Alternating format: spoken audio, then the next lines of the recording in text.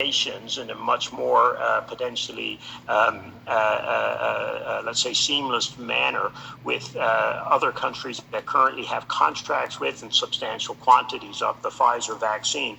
So as on the 6th of January, the head of the COVAX facility actually wrote out to all the participating countries, all 190 countries, we would have access. We were negotiating to have access to the Pfizer product, and then might like to be part of a very early small-scale rollout as part of the, like I said, a learning and risk reduction activity. So, applications from a number of countries that are interested to do that.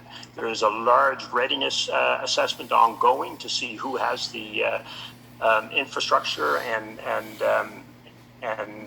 week or week plus there will be, that'll take place through the what's called the LA. Facility is doing right now are based on the projection of the target for 2021, which was 2 billion doses. And so it is that mix of the portfolio for 2 billion. But that aspiration becoming very clear that as many countries are aspiring to do, is that coverage beyond 20%. 20% means for global allocation of vaccines beyond 20%. And I think that's really the message that is very clear, that this was the minimum, is a means also to expand that the number of doses and the proportion coverage through donations and by raising additional funds. To ask the next question. Nina, can you hear me? Can you hear me? Yes, very well. Go ahead, please. Thank you. Thanks for taking my question.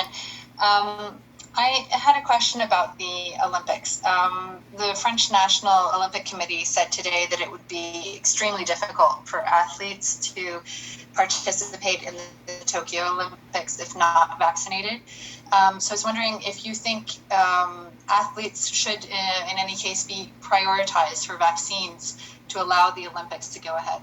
Thank you. Vaccinated, but Bruce and the DG before have clearly laid out, and we have over many days and weeks, that we face a crisis now on a global scale that requires frontline health workers, those older people and those most vulnerable in our societies to access vaccine first.